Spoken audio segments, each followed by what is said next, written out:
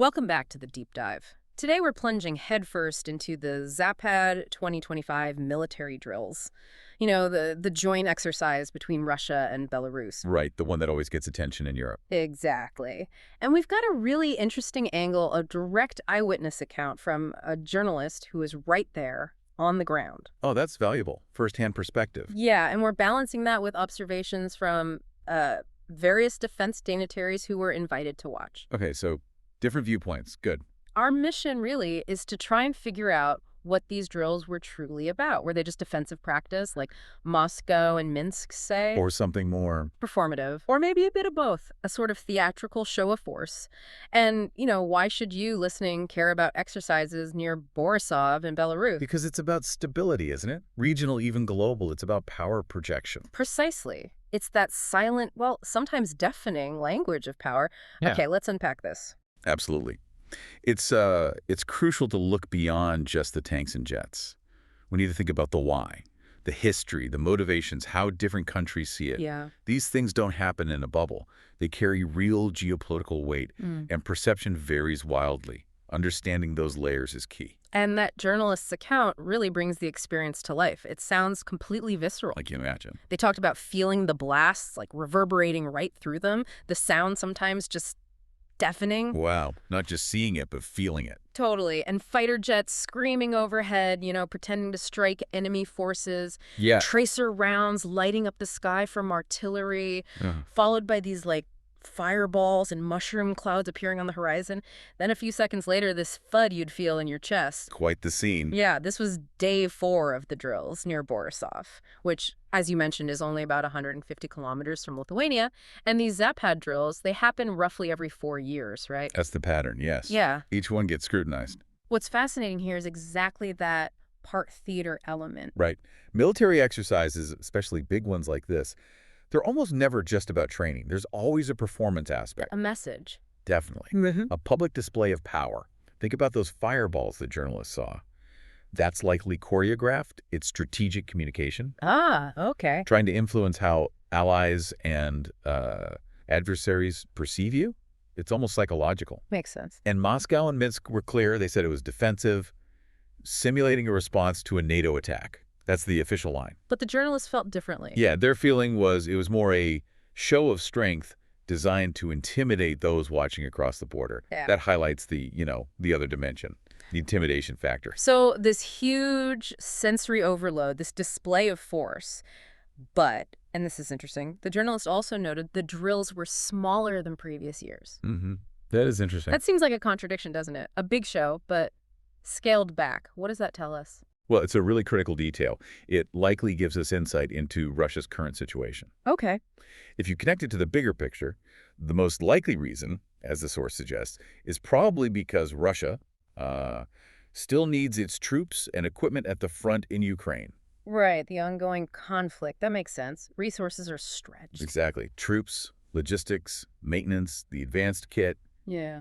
It all points to a tangible strain. But they still went ahead with the drills. Yes, and that's the key point. Despite those limits, they clearly still invested in making an impact. They wanted to project resilience. To say, we're still here, still strong. Precisely. Even with Ukraine, we're a force to be reckoned with. So the smaller scale doesn't necessarily weaken the message. It actually kind of refines it. How so? It says, even while heavily committed elsewhere, we still have the capacity for significant exercises near NATO. It's clever perception management, really. Perception versus reality. So the costs in Ukraine are real, but the image of power remains crucial for Moscow. But like you said, these things don't happen in a vacuum. Never. Especially not there. For Belarus's neighbors, Poland, Lithuania, the journalists described these as anxious times. Understandably. And it's not just feelings. Poland actually closed its border. Both Poland and Lithuania are holding their own military drills now. That's a concrete reaction. It is, and it's entirely understandable, maybe even predictable, when you look at the recent history. You mean? Zapad 2021, the last time these drills happened. Just a few months later, Russia launched its full-scale invasion of Ukraine. And those 2021 drills were seen as a kind of springboard. Ah, right. I remember that connection being made, that history casts a long shadow. A very long, very dark shadow for those neighbors. It's not ancient history, it's a recent traumatic memory. So for them, these drills aren't just drills. They feel like potentially something more ominous. Because of that precedent. Exactly. Yeah. It fuels the anxiety. It justifies their own defensive measures. It's not just about today's maneuvers. It's about a pattern of behavior that led to devastation just next door, very recently. Yeah, you can really see why they'd be nervous. If you put yourself in their shoes, living near that border, remembering 2021, watching those fireballs. It changes the perspective entirely. But interestingly, not everyone saw it that way. The sources mention these defense dignitaries from foreign militaries who were invited. Ah, yes, the observers. And one, a senior officer from Pakistan, didn't give his name. He had a completely different take. He called it a very good demonstration. Okay. Pragmatic view. Yeah, he said, it gives us an insight of how war is being fought with new technologies in this part of the world. Makes you wonder what tech he meant. Drones. Yeah. EW. Cyber elements, perhaps? Could be. And when asked if Poland should be nervous, he was pretty dismissive. Said something like, why would I be nervous? Being Pakistani, I know what I'm capable of, so I shouldn't be nervous by somebody else doing exercises. Interesting. Confidence in his own nation's capabilities shaping his view. Right. And his conclusion for NATO? No, I don't think so. NATO shouldn't be worried. Well, that perspective is significant. It really shows how your own geopolitical position, your alliances, your own military strength, it all colors how you interpret these events. Completely different lens. For Pakistan, maybe it's primarily a learning opportunity, observing techniques, integration, not an immediate threat. Whereas for Lithuania or Poland, It's right on their doorstep. yeah, With that grim historical context, it feels very different. It really pushes us to think about how national confidence and context shape perception. yeah, A nation feeling secure, maybe geographically distant, sees it one way. A neighbor with recent history sees it entirely differently. It's like a Rorschach test, really. Everyone projects their own stuff onto it. that's a great analogy. And it wasn't just non-NATO observers either. The sources mentioned NATO members were there too. Oh. Hungary and Turkey were present, which, given their relations with Moscow, maybe isn't that surprising. Perhaps less so. Complex relationships there. But the bit that did raise eyebrows, according to the source, was a team from the United States. Ah. Now that is interesting. The U.S. observing Zapad directly. What do you make of that? Well, it could suggest a few things at once. Maybe a nod towards transparency, allowing direct observation to, perhaps, reduce miscalculation. It's often better to see, even a show, than rely only on intel. Seeing is believing, maybe, or at least seeing is assessing. Exactly. And it's definitely an intelligence gathering opportunity, assessing capabilities, tech, tactics, readiness, command structures, all of that. So gathering data. For sure. Yeah. But their presence itself sends a message too, right?